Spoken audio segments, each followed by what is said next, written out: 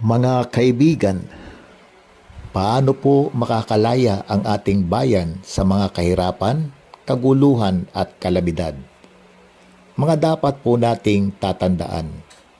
Una, may Diyos po na nakakasakop sa bawat isa at sa ating bayan. Kilalanin at sumunod po tayo sa mga panuntunan ng Diyos. Ikalawa, meron po tayong individual na kalayaan. Ito po ay dapat igalang at dapat maging wasto ang bawat pagpapasya.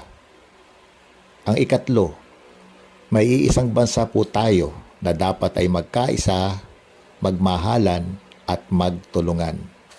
Mga dapat po nating gagawin.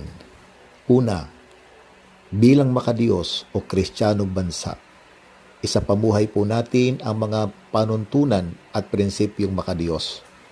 Bagamat ang ibang bansa ay di Kristiyanong bansa, pero naisasapamuhay nila ang pamamaraang makadiyos, kaya nararanasan nila ang isang maunlad, mapayapa at masaganang bansa.